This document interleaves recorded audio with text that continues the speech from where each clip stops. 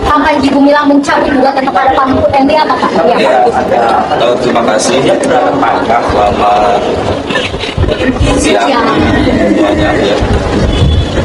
Seluruh sahabat media, bahwa hari ini sidang pemeriksaan berkait dengan legalitas para pihak, dan pada dasarnya sudah kami sampaikan sebelum di acara sidang ini bahwa gugatan yang disampaikan oleh Pak Sepanji ini sudah dicabut ya. Namun secara formil tentunya hari ini kita laksanakan dan kita hadir di sini dalam rangka menghormati panggilan sidang ini, karena pada dasarnya kita yang mengajukan gugatan.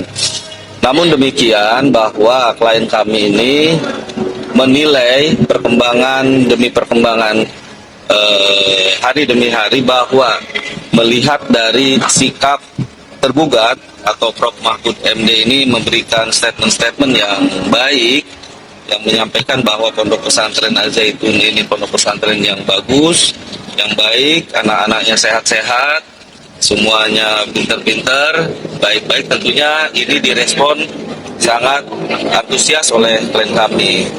Namun barangkali ada juga komunikasi yang kami tidak paham. Tentunya kami tidak mau terlalu intervensi jauh terhadap hal ini.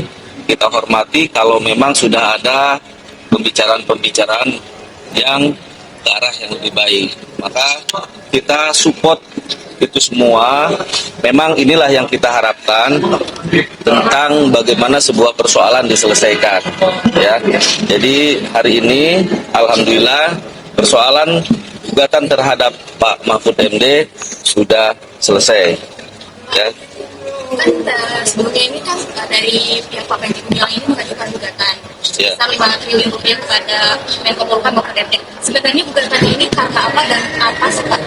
Secara spesifik sekarang sini terkait dengan statement-statement yang kita duga itu tanpa dasar hukum. Contohnya saya sampaikan bahwa Al-Zaitun ini atau pondok pesantren Al-Zaitun ini adalah NII atau yayasan NII.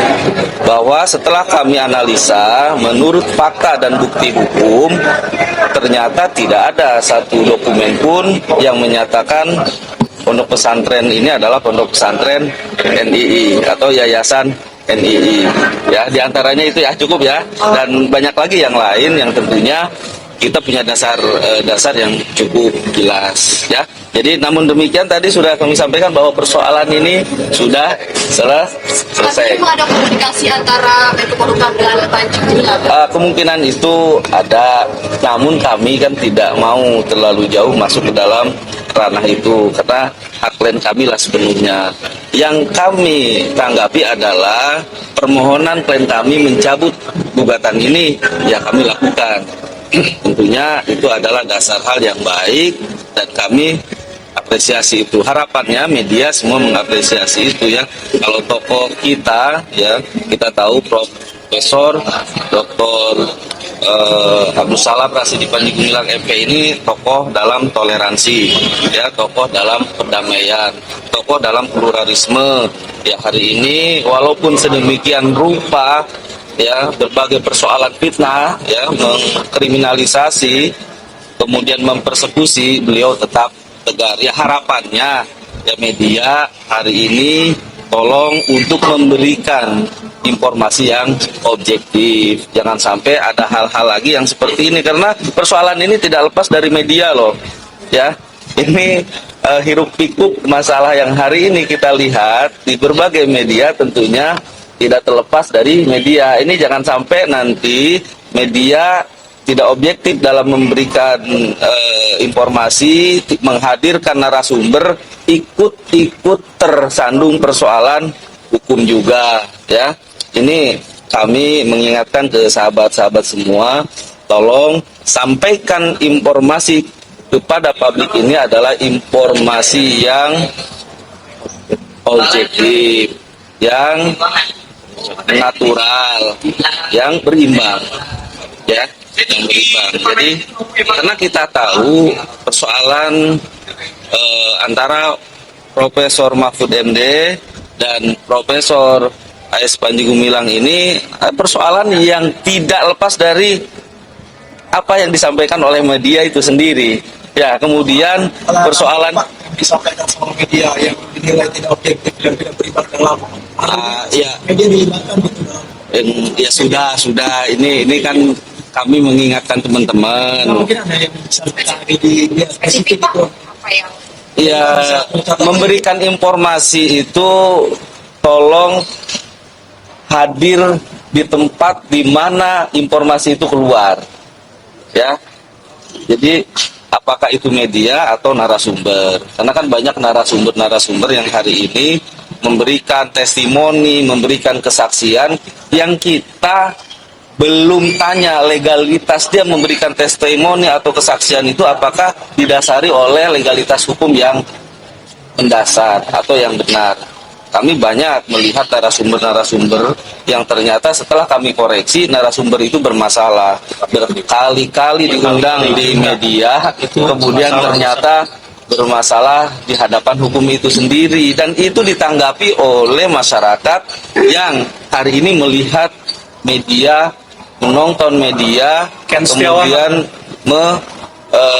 menjadikan rujukan informasi kepada media. Kita paham bahwa sebelum gugatan Panji ini disampaikan ke pengadilan, sebelumnya ada gugatan lagi, ya, yang itu pun informasi yang dia akui bahwa statement-statement dia menuding tokoh lain bersumber dari media, ya. Kita sebut saja media TikTok dijadikan sumber informasi, kemudian yang menyampaikan itu tokoh, ya, tokoh agama, mungkin tokoh dalam pemerintahan dan sebagainya. Ini kan sangat ironis ya, dalam kondisi bangsa, dalam kondisi pemerintahan yang hari ini kita paham semua akan menghadapi hajat besar. Pak, ini Baris Krim Polri akan memanggil Panji Gumilang 1 Agustus besok, Pak. Apakah Panji Gumilang akan hadir, Pak, dalam besok? Ini tentunya tadi saya sampaikan dulu ya, berkait dengan kriminalisasi yang hari ini di follow up oleh pihak kepolisian. Tentunya ini pun sangat memprihatinkan kami ya sebagai kuasa hukumnya, karena pada dasarnya keinginan kami ketika persoalan dalam tahapan berbeda pendapat, menyampaikan pendapat, ya, itu apalagi dalam tataran keagamaan, melakukan kegiatan keagamaan menurut kepercayaannya masing-masing agama, itu dilindungi oleh negara, ya. Namun hal demikian tidak terjadi di negara kita tercinta ini, yang jelas-jelas konstitusi negara menjamin itu.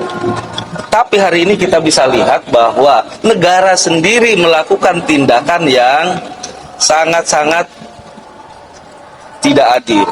Ketika seorang tokoh ulama, seorang kiai, seorang pemangku pondok pesantren, Profesor Dr. Panji Gumilang ini dikriminalisasi, diproses secara hukum, kemudian dicari-cari persoalan lainnya, dan sampai saat ini tidak jelas arahnya kemana. Namun kami tentunya punya dugaan-dugaan bahwa perkara ini kami duga adalah perkara pesanan.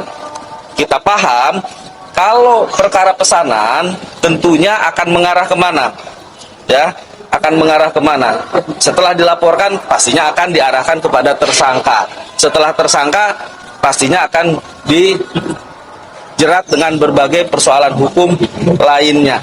Dan ini kita lihat, pemandangan ini kita lihat hari ini bisa kita dapatkan dari berbagai informasi di media, bahwa media sendiri ya menyampaikan belum persoalan ini diselesaikan di tahap penyelidikan saja, media sudah menyampaikan siap nggak ditersangkakan Pak Panji ini. Ini kan satu hal yang kita baca bahwa memang perkara ini adalah perkara yang kita duga titipan, ya.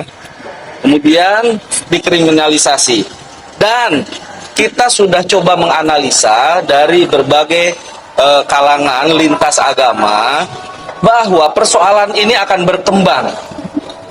Ya, bukan saja tokoh agama dari umat Islam nanti yang akan dikriminalisasi melalui penistaan-penistaan agama ini, ya, yang sebetulnya tidaklah mungkin seorang tokoh agama, seorang muslim menistakan agama dan kepercayaannya dia sendiri, apalagi dia hidup menurut kepercayaannya itu, berkarya menurut keyakinannya itu dalam hal agama Islam, membangun pesantren sedemikian megah, ya, sehingga kita lihat karyanya, tapi di sisi lain dikriminalisasi, dituduh menistakan agamanya itu sendiri. Ini kan yang hal kontradiktif dengan apa yang diperbuat, ya, dituduh berbagai isu adanya komunis, berkait dengan teroris, berkait dan sebagainya. Ya tentunya ini sangat memprihatinkan kita. Kemudian tadi bahwa persoalan ini karena kita coba analisa bahwa akan berkembang selain pondok pesantren yang besar ini, kemungkinan akan ada bisa jadi organisasi agama-agama yang lain yang akan dikriminalisasi. Tentunya ini dalam rangka menggerus pergerakan keagamaan. Itu yang kita khawatirkan, itu yang kita duga. Jadi kami ke depan akan menggalang segenap kekuatan, tentunya kami berkoordinasi dengan para advokat, kita akan menyampaikan suara-suara pembelaan terhadap Al-Zaitun ini dengan bersama-sama antara advokat lintas agama yang kita hari ini coba galang. Mungkin kita akan sampaikan ke media bahwa ada 1.000 advokat yang kita besok akan galang. hadir, Pak. Besok kan kita Barreskrim akan mengancam Kita rencanakan akan hadir. Akan hadir untuk apa? Apa Panji untuk bilang? mengkawal persoalan ini. Berarti advokatnya ya, Pak? Ya, Pak Panjinya ya? advokat dan kemungkinan klien kami juga akan hadir. Nah, dari kalau misalnya Pak Panji tidak datang, di sini kan Barreskrim akan mengancam untuk memanggil paksa. Itu bagaimana Pak komentarnya, Pak? Ya, kalau itu persoalannya standar SOP-nya, ya tentunya tidaklah sampai sedemikian. Kita inginkan klien kami kooperatif dan tentunya menghargai institusi ini. Jadi berkait dengan pemanggilan besok itu kita sampaikan bahwa kita akan hadir. Kemudian yang kedua, bahwa kita akan melakukan audiensi kepada Kapolri, kepada DPR RI Komisi 3 dan kepada Presiden, ya, dengan kurang lebih tadi kita akan bersama-sama 1.000 advokat, ya, dan tentunya kita pun akan menyampaikan bahwa kita akan menggelar aksi damai, ya, untuk menyampaikan tentang persoalan ini supaya bisa dimengerti oleh mereka yang mengerti paham dan oleh masyarakat semuanya. Itu besok, Pak?